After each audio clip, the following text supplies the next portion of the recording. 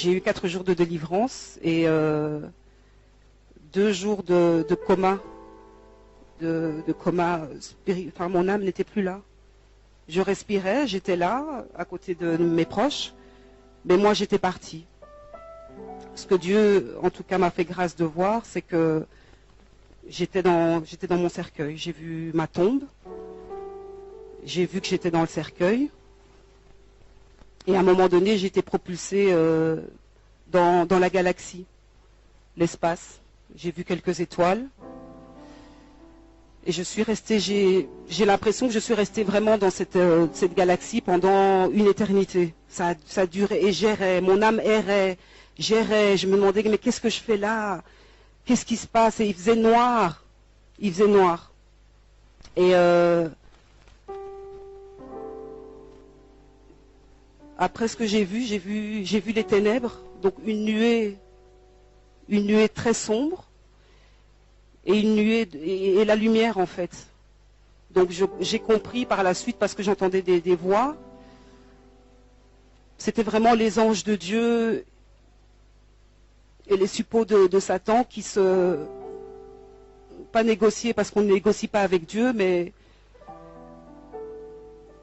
le diable qui réclamait mon âme en fait et ma vie.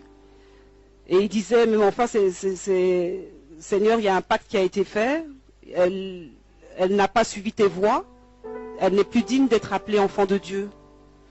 Donc elle est devenue mon enfant, donc voilà, il faut nous la laisser. Donc c'était vraiment comme s'il y avait un combat spirituel entre les ténèbres et la lumière. Et à ce moment-là, je sais pas, un esprit démoniaque m'a pris et m'a demandé si j'étais prête. Et il m'a dit, regarde en bas, là-bas, le trou noir que tu vois, on va y descendre.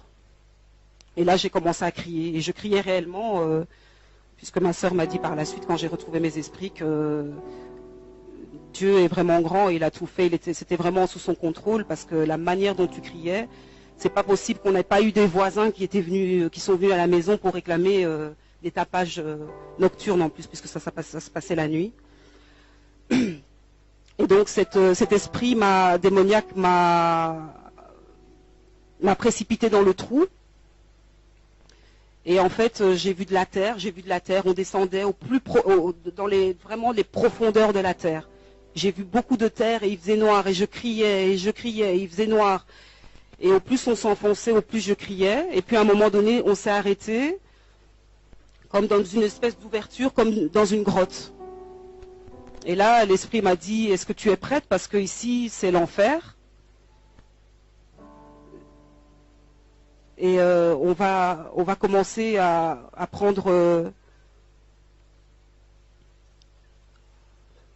Je suis vraiment désolée. Hein.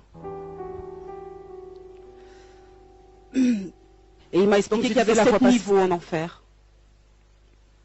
Et que là, on allait commencer au premier niveau. Donc il m'a amené au premier niveau. Moi, je fermais les yeux et je disais non, non. Et je criais au Seigneur. Je disais Seigneur, Seigneur, non, pardon pour ce que j'ai fait. Je me repentais. Et l'esprit démoniaque me disait c'est trop tard, c'est trop tard.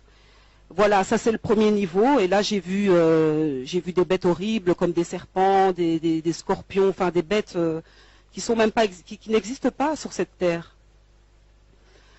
On est descendu au deuxième niveau. Il m'a dit voilà, ça c'est le deuxième niveau. Moi, toujours en train de crier non, je veux pas, Seigneur, Seigneur, libère-moi. On est descendu au troisième niveau. Et au troisième niveau, il m'a montré une personne qu'on châtiait en fait. Donc cette personne était un homme et cet homme recevait des coups de couteau. Et à chaque coup de couteau qui transperçait son cœur, il ne mourait pas. Il ne mourait pas, le sang giclait, cet homme pleurait, criait et la plaie se refermait.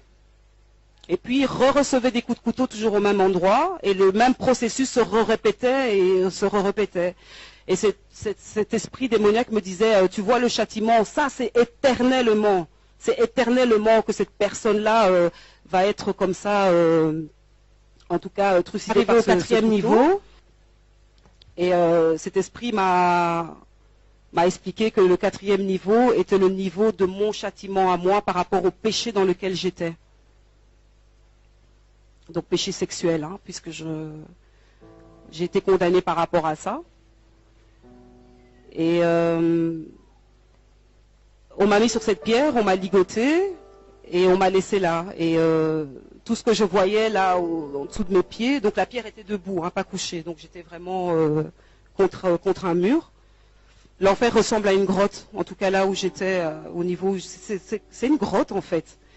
C'est une grotte où il fait sombre, où il y a du feu à gauche et à droite. C'est un endroit très lugubre où on n'entend que des cris d'épouvante qu'on n'a jamais même entendu dans des films d'horreur.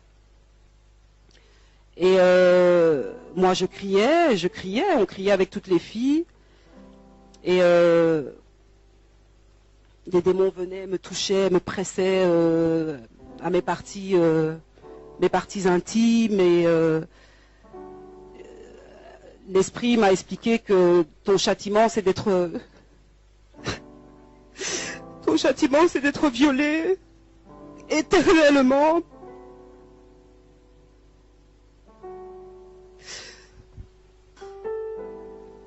Et naissaient des enfants de ces relations en fait.